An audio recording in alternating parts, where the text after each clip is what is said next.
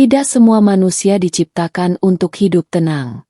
Sebagian dilahirkan untuk ditusuk, dijatuhkan, dan dikhianati sejak awal hidupnya. Dan dalam primbon Jawa, weton Pahing termasuk golongan itu. Pahing bukan weton yang dimanjakan takdir. Sejak muda, pemilik weton ini sering merasa hidupnya berat tanpa alasan jelas. Bukan karena malas, bukan karena bodoh, melainkan karena jalannya memang dipenuhi tikaman dari belakang.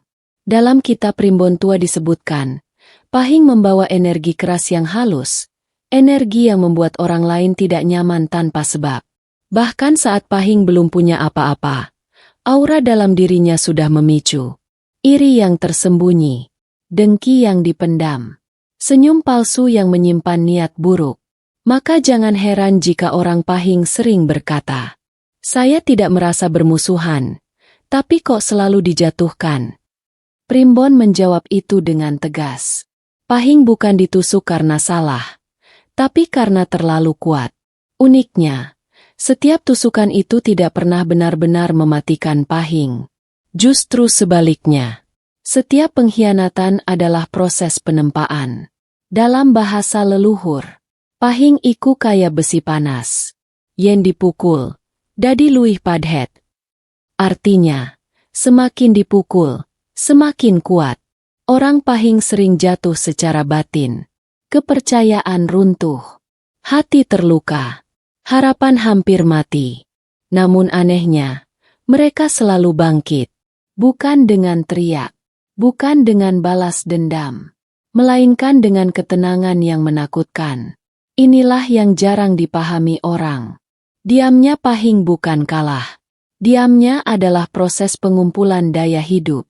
Primbon menyebut fase ini sebagai ngendapne emas. Saat luka disimpan, sakit ditelan, dan amarah tidak diledakkan, disitulah energi rezeki mulai tumbuh. Banyak Pahing tidak sadar. Saat ia merasa paling terpuruk, sebenarnya pintu kekayaan sudah mulai bergerak. Karena dalam hukum alam Jawa, sing kuat nampa lara, bakal kuat nampa sugih. Dan Pahing adalah weton yang sanggup menahan luka paling lama. Maka sejak bab pertama ini harus kamu pahami satu hal penting. Pahing tidak diciptakan untuk mati oleh pengkhianatan. Ia diciptakan untuk menjadi kaya setelah dihancurkan. Jika hidupmu sebagai Pahing terasa seperti terus diserang dari belakang, itu bukan tanda kehancuran. Itu adalah tanda bahwa proses menuju tahta rezeki sudah dimulai. Dalam hidup orang Pahing, pengkhianatan bukan peristiwa langka, ia bukan kejutan, ia adalah pola. Sejak awal kehidupan, Pahing hampir selalu berhadapan dengan situasi yang sama. Saat ia percaya, disitulah tikaman datang. Saat ia membuka hati, disitulah luka diciptakan. Primbon Jawa menyebut ini bukan nasib buruk, melainkan kode rahasia yang hanya diberikan pada weton tertentu. Tidak semua manusia kuat menerima kode ini. Hanya mereka yang memiliki wadah batin luas yang dipilih. Dan Pahing adalah salah satunya. Dalam naskah Primbon Tua tertulis, rezeki gede ora diwehi marang wong sing ora tau dikhianati. Artinya, kekayaan besar tidak akan diberikan pada jiwa yang belum pernah dilukai dari belakang. Tusukan dari belakang adalah gerbang pertama. Ia memisahkan manusia biasa dengan manusia yang siap memikul rezeki besar. Setiap kali Pahing dikhianati, alam sedang bertanya, apa kamu akan hancur? Atau kamu akan berubah? Banyak Pahing pada fase ini hampir jatuh. Hatinya retak, pikirannya gelap, kepercayaannya pada manusia runtuh. Namun justru di titik inilah energi kekayaan mulai bergerak diam-diam. Primbon menjelaskan satu hukum gaib. Luka yang tidak diumbar akan berubah menjadi daya tarik rezeki. Tapi, menelan sakitnya sendiri. Tidak membalas kejahatan. Tidak membuka aib pengkhianat. Maka di alam halus terjadi perubahan besar. Aura Pahing mengental. Getarannya turun. Namun justru menjadi berat dan bernilai tinggi. Orang awam tidak melihat ini. Mereka hanya melihat Pahing terdiam. Padahal sesungguhnya ia sedang naik kelas secara batin. Setiap tusukan dari belakang adalah penyaring. Menyaring. Emosi. Ego. Amarah. Nafsu pembalasan. Dan setelah tersaring, yang tersisa hanyalah jiwa tahan banting. Primbon menyebut fase ini sebagai ngelapisi jiwa nganggo wesi. Jiwa yang sudah berlapis besi tidak akan miskin lama. Maka jangan heran, banyak pahing yang hidupnya terasa berat di awal, pahit di tengah, sunyi saat jatuh. Namun tiba-tiba, tanpa suara, rezeki mulai datang dari arah yang tak masuk akal. Orang yang menusuk dari belakang sering tidak sadar. Merekalah alat alam untuk menaikkan kelas hidup pahing. Itulah sebabnya Primbon berpesan keras. Ojo nesu marang sing nyilakani kowe. Amarga dheweke lagi nyambut gawe kanggo rezekimu. Jangan marah pada orang yang melukaimu, karena mereka sedang bekerja untuk masa depanmu. Di bab 2 ini kamu harus memahami satu kebenaran pahit. Semakin sering pahing ditusuk, semakin dekat ia pada pintu kekayaan besar. Yang berbahaya bukan pengkhianatan, melainkan jika pahing gagal menahan diri. Karena hanya pahing yang lulus ujian ini yang akan melangkah ke fase berikutnya. Fase di mana rezeki tidak lagi dikejar, tapi mengejar. Banyak orang pahing bertanya dalam diam, kenapa aku tidak pernah menyerang siapapun, tapi selalu diserang? Kenapa aku tidak mencari masalah, tapi masalah selalu datang dari belakang? Primbon Jawa tidak menjawab ini dengan kata-kata lembut. Ia menjawabnya dengan kebenaran yang keras. Pahing diserang bukan karena lemah, melainkan karena terlalu kuat untuk dihadapi dari depan. Dalam naskah kuno disebutkan, pahing membawa aura pemimpin alami yang tidak bisa disembunyikan. Aura ini tidak selalu terlihat oleh mata, namun terasa oleh batin orang lain. Bahkan ketika pahing masih miskin, masih terjatuh, masih bingung mencari jalan hidup, auranya sudah memancarkan satu sinyal berbahaya bagi orang sekitar. Potensi yang belum meledak. Orang yang lemah jiwanya akan merasakan ini sebagai ancaman. Bukan ancaman fisik, melainkan ancaman batin. Primbon menyebut kondisi ini sebagai cahya sing getrake ati wong liya. Cahaya yang membuat hati orang lain bergetar. Karena itulah, pahing jarang diserang terang-terangan. Musuh-musuhnya memilih menusuk diam-diam. Menjatuhkan lewat omongan, menghancurkan reputasi dari belakang, mengadu domba tanpa wajah. Mengapa dari belakang? Karena tidak ada keberanian untuk menghadapi pahing secara langsung. Pahing memiliki satu sifat yang membuatnya berbeda.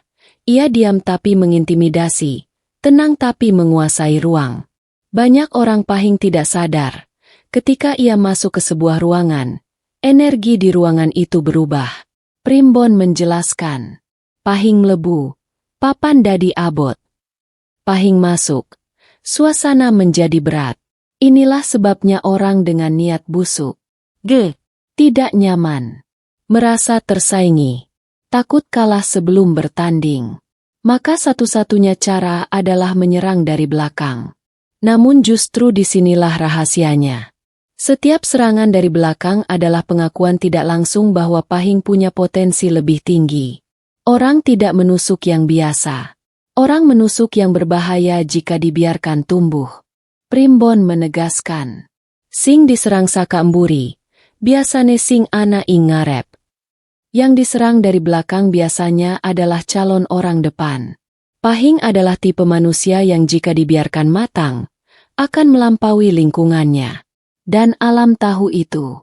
Karena itu, sebelum pahing naik terlalu cepat, alam mengizinkan gangguan-gangguan batin untuk menguji. Apakah ia kuat menahan iri? Apakah ia mampu mengendalikan emosi? Apakah ia tetap lurus saat dijatuhkan? Jika pahing gagal, ia akan berhenti di tengah jalan. Namun jika ia lulus, serangan-serangan itu justru menjadi batu loncatan.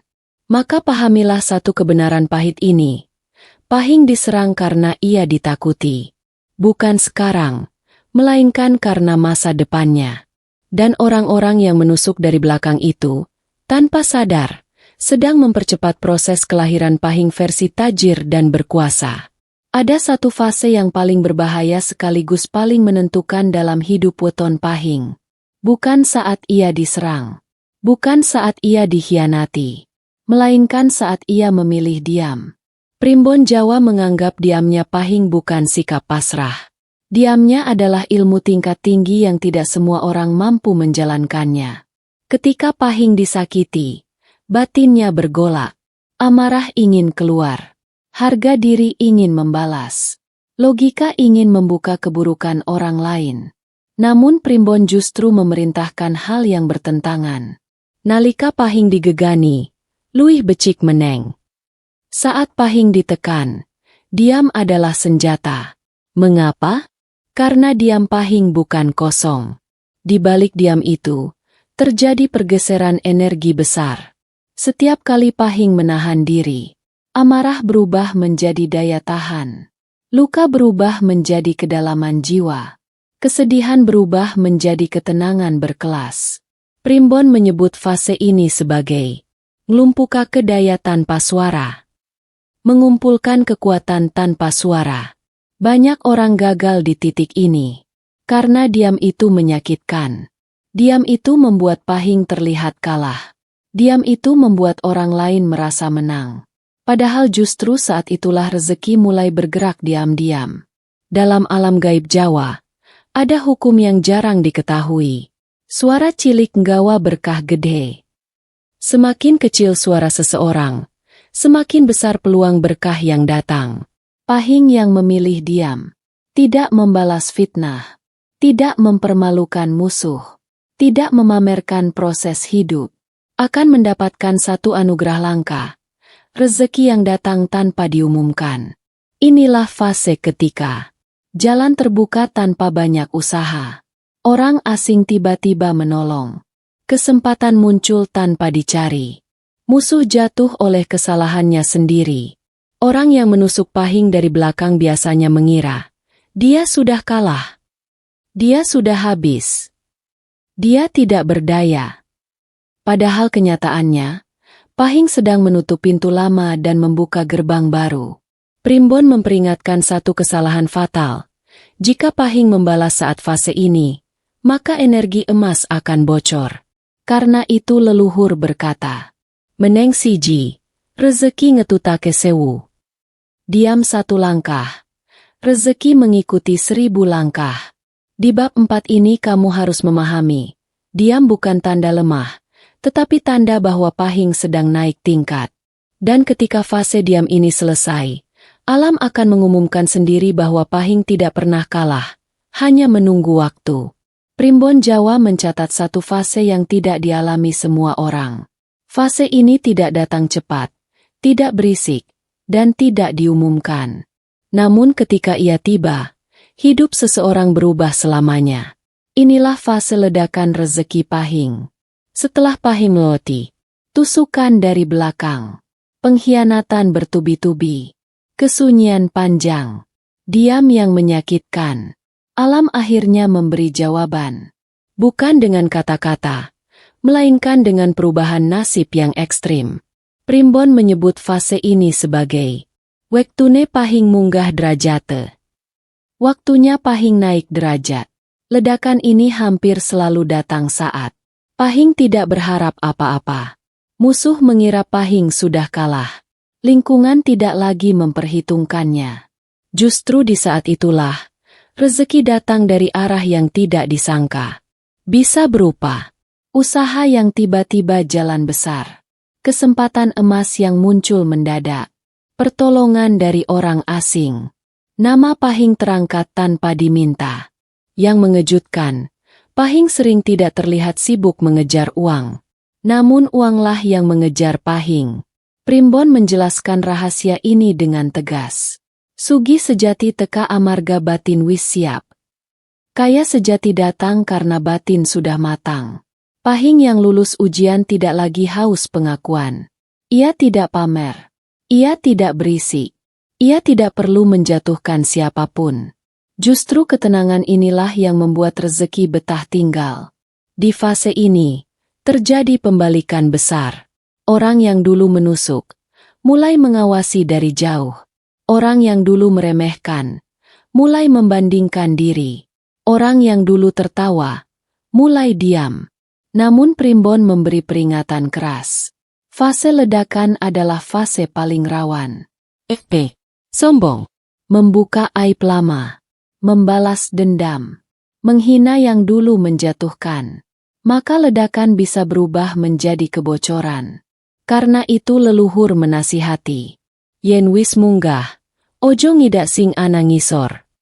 Jika sudah naik, jangan menginjak yang di bawah. Pahing sejati akan tetap. Rendah hati. Pelan dalam bicara. Tenang dalam menang.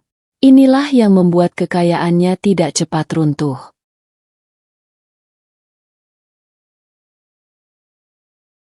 Orang lain mungkin kaya karena keberuntungan. Pahing kaya karena lulus penderitaan. Dan kekayaan seperti ini lebih awet, lebih kuat, lebih sulit direbut. Di bab 5 ini pahami satu kebenaran terakhir sebelum penutup. Pahing tidak kaya karena dunia baik padanya. Pahing kaya karena ia tidak hancur saat dunia jahat padanya. Dan saat musuh lengah, saat mereka sibuk dengan kebencian, Pahing sudah berada di level hidup yang berbeda. Sampai di titik ini, satu kebenaran harus kamu terima dengan tenang. Jika kamu lahir dengan weton pahing, hidupmu tidak pernah ditakdirkan lurus dan ringan. Jalanmu berliku, hatimu sering diuji, dan kepercayaanmu pada manusia berkali-kali dipatahkan. Namun Primbon Jawa tidak pernah menuliskan pahing sebagai weton kalah. Ia menuliskan pahing sebagai weton yang menang pelan, tapi mutlak. Tusukan dari belakang bukan kutukan. Ia adalah tanda penguatan jiwa. Bukan untuk membuatmu pahit, melainkan untuk menjadikanmu cukup kuat menanggung rezeki besar. Leluhur berpesan dengan bahasa yang sederhana namun tajam. Ora kabeh wong pantes sugih gedhe. Tidak semua orang pantas kaya besar. Kekayaan bukan hanya soal uang. Ia adalah beban batin. Ia menarik iri. Ia mengundang fitnah. Ia memancing pengkhianatan baru. Karena itulah pahing dipersiapkan lebih lama. Setiap luka yang kamu telan, setiap diam yang kamu pilih, setiap kesempatan membalas yang kamu tahan, semuanya bukan sia-sia. Primbon menyebut proses ini sebagai ngresiki dalan sadurung munggah. Membersihkan jalan sebelum naik. Jika kamu pahing dan hari ini merasa sendiri, merasa tidak dipahami, merasa selalu disalahkan, merasa dijatuhkan diam-diam, jangan panik. Itu bukan tanda kehancuran. Itu tanda fase akhir sedang didekatkan. Namun ada satu pesan penting yang tidak boleh kamu langgar. Saat rezeki datang, jangan sombong. Jangan membuka luka lama. Jangan merendahkan yang pernah menjatuhkan. Jangan mengungkit masa lalu. Karena kekuatan pahing bukan pada balas dendam, melainkan pada ketenangan setelah menang. Primbon mengingatkan. Sing bisa ngapura, biasane sing menang sejati. Yang bisa memaafkan, biasanya pemenang sejati. Pahing yang sejati akan kaya tanpa banyak bicara. Berhasil tanpa merendahkan, naik tanpa menginjak, menang tanpa berisik. Dan inilah penutup yang harus kamu simpan dalam batin. Jika kamu pahing, jangan takut dikhianati. Jangan takut diserang dari belakang. Jangan takut diremehkan. Karena setiap tusukan adalah tanda bahwa kamu sedang diarahkan naik. Kamu tidak diciptakan untuk hidup biasa. Kamu diciptakan untuk melewati luka, lalu berdiri di puncak dengan tenang. Primbon menutup dengan kalimat sakral. Pahing sing sabar, sugihe ora enteklan derajat te ora mudhun. Pahing yang sabar, kekayaannya tidak habis dan derajatnya tidak turun. Jika kamu merasa kisah ini seperti sedang berbicara langsung pada hidupmu, bukan kebetulan kamu sampai di bagian akhir video ini. Ingat, tidak semua orang kuat menahan luka, dan tidak semua orang ditakdirkan naik dengan cara sunyi. Jika kamu weton pahing, simpan pesan ini dalam batinmu, dan jalani hidupmu dengan tenang. Klik like sebagai tanda kamu menghargai ilmu leluhur ini, bagikan, share, ke orang-orang yang sedang diuji dari belakang, dan subscribe channel ini, agar kamu tidak tertinggal pesan-pesan primbon berikutnya yang bisa menjadi penuntun jalan hidupmu. Sampai bertemu di pembahasan berikutnya, tetap waspada, tetap rendah hati dan ingat, rezeki besar selalu datang pada jiwa yang kuat menahan luka.